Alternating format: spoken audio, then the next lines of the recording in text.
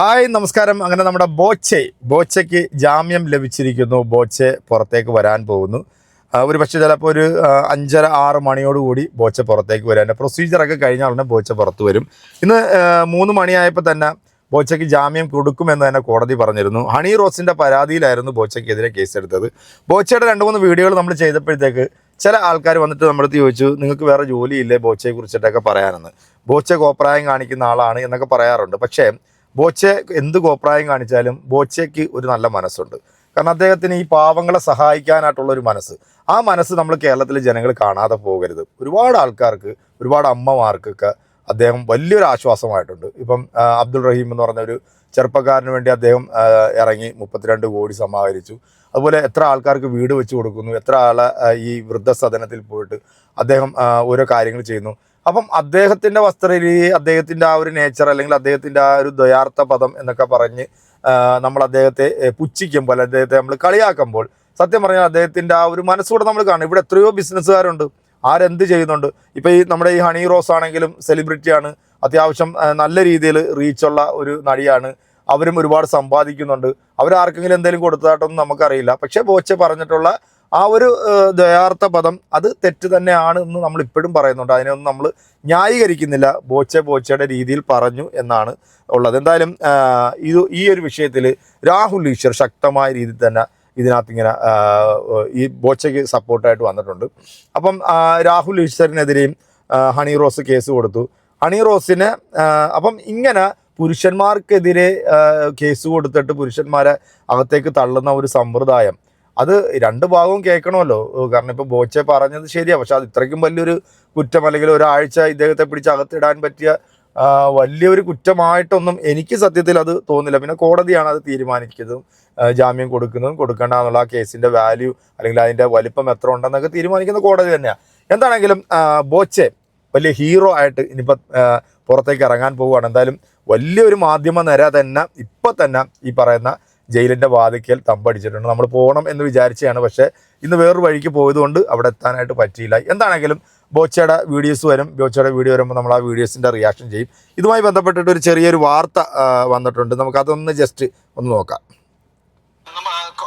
നിയമകാര്യ ലേഖകൻ advocate C N Prakash കൂടി നമുക്കൊപ്പമുണ്ട്. Advocate C N Prakash, കോടതിയിൽ ജാമ്യം നൽകാമെന്ന വാക്കാൽ പരാമർശമാണോ കോടതി ഇന്ന് നടത്തിയത്? ഉത്തരവ് 3:30 അതാണോ ഇപ്പോൾ അവശേഷിക്കുന്ന സാഹചര്യം?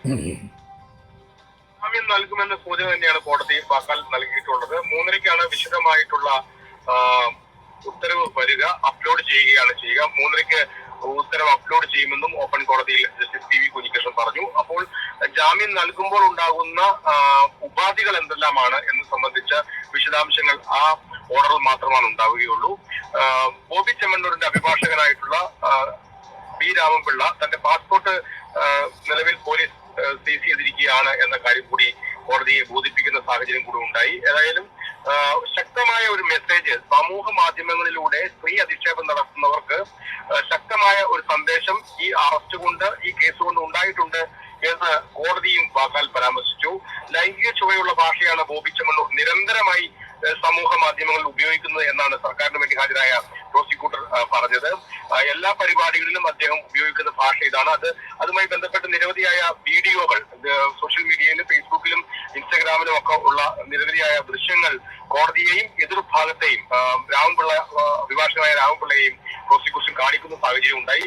അതുകൊണ്ട് തന്നെ സമൂഹത്തിന് നിലവിൽ ഒരു നല്ല സന്ദേശം നൽകാൻ കഴിഞ്ഞിട്ടുണ്ട് ഈ കേസ് എന്ന് കോടതി സൂചിപ്പിച്ചു. 6 ദിവസം ജയിലിൽ കിടന്നില്ലേ എന്നും കോടതിയുടെ ഭാഗത്തുനിന്ന് ചോദ്യമുണ്ടായി. ഹണി റോസിനെതിരെ നടത്തിയത് ലൈംഗിക അധിക്ഷേപം തന്നെയാണ് എന്നാണ് സർക്കാരിന്റെ വാദം. ഒപ്പം തന്നെ പ്രോസിക്യൂട്ടറും ഈ കാര്യം ആവർത്തിച്ചു. ദ്വയാർത്ഥ പ്രയോഗം ഇല്ലെന്ന് പറയാനാകില്ലെന്നും കോടതി ഈ ദൃശ്യങ്ങൾ കണ്ട ശേഷം പറഞ്ഞു. എല്ലാവരുടെയും വക്കാലത്ത് ഇരുത്തിക്കാൻ എന്താണ് നിങ്ങൾക്ക് ഇത്ര താല്പര്യം, ബോബി ചെമ്മണ്ണൂരിന് എന്താണ് താല്പര്യമെന്നും കോടതിയുടെ ഭാഗത്തുനിന്ന് ചോദ്യമുണ്ടായി.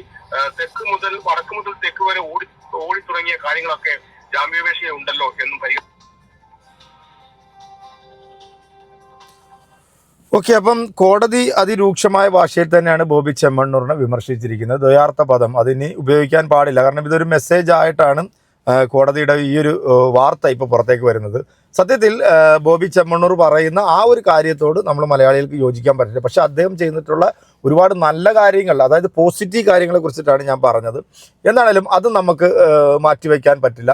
ഇനി ഒരു പക്ഷേ ചിലപ്പോൾ ബോച്ചെ ഇത്തരത്തിലുള്ള നടപടികളിലേക്ക് പോകില്ല എന്ന് തന്നെയാണ് എൻ്റെ ഒരു വിശ്വാസം. കാരണം ബോച്ചയുടെ പാസ്പോർട്ടൊക്കെ പിടിച്ചു വെക്കുക എന്ന് പറയുന്നത് അത് വലിയ എന്തോ ഒരു കുറ്റത്തിൻ്റെ ഭാഗമായിട്ടാണ്. ഇനിയിപ്പം ഈ ഹണി റോസ് ബോച്ചയും തമ്മിൽ വേറെ എന്തെങ്കിലും വിഷയങ്ങളുണ്ടോ ഇല്ലയോ എന്നുള്ളത് നമുക്കറിയാം. അത് രഹസ്യമൊഴി ഹണി റോസ് കൊടുത്തിട്ടുണ്ടായിരുന്നു. അപ്പോൾ അതൊക്കെ വെച്ചിട്ടാണ് ഈ 6 ദിവസം ജയിൽ വാസം കഴിഞ്ഞ് നമ്മുടെ ബോച്ചെ ഇപ്പോൾ വെളിയിലേക്ക് ഇറങ്ങാനായിട്ട് പോകുന്നത്. ബോച്ചെ ഇറങ്ങി കഴിയുമ്പോഴത്തേക്ക് എന്തൊക്കെയായിരിക്കും മാധ്യമങ്ങളോട് പറയുക, അല്ലെങ്കിൽ ബോച്ചെ എന്തായിരിക്കും പറയുന്നുള്ള ഒരാകാംക്ഷയിലാണ് പ്രേക്ഷകരെല്ലാം. നമ്മൾ സമൂഹ മാധ്യമങ്ങളിൽ ഇപ്പം ബോച്ചെ ഹണി റോസിൻ്റെ വിഷയങ്ങളെ കുറിച്ചിട്ട് ഇങ്ങനെ നമ്മൾ പോസ്റ്റ് ഇടുമ്പോഴത്തേക്ക് ആ പോസ്റ്റിൻ്റെ താഴെ വന്നിട്ട് ഒരുപാട് ആൾക്കാർ, ഒരു 97% ആൾക്കാരും ബോച്ചയ്ക്ക് അനുകൂലമായിട്ടാണ് ഓരോരുത്തർ കമൻ്റ് ഇടുന്നത്. മീൻസ് ഇവിടെ സ്ത്രീകൾ അവർക്ക് അർഹിക്കുന്ന പ്രാതിനിധ്യവും പരിഗണനയും നമ്മൾ കൊടുക്കണം. അത് പുരുഷന്മാരുടെ ബാധ്യത തന്നെയാണ്, അതിനകത്ത് യാതൊരു സംശയമില്ല.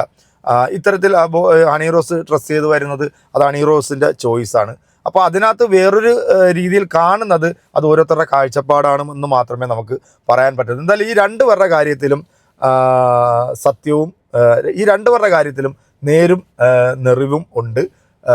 എന്താണെങ്കിലും നിങ്ങളുടെ അഭിപ്രായം അറിയിക്കുക. എന്തായാലും അല്പസമയത്തിനുള്ളിൽ നമ്മുടെ ബോച്ചെ പുറത്തേക്ക് വരും. പുറത്തേക്ക് വന്നതിന് ശേഷം ബോച്ചയുടെ വീഡിയോ റിയാക്ഷനുമായിട്ട് നമ്മൾ വീണ്ടും വരുന്നതായിരിക്കും.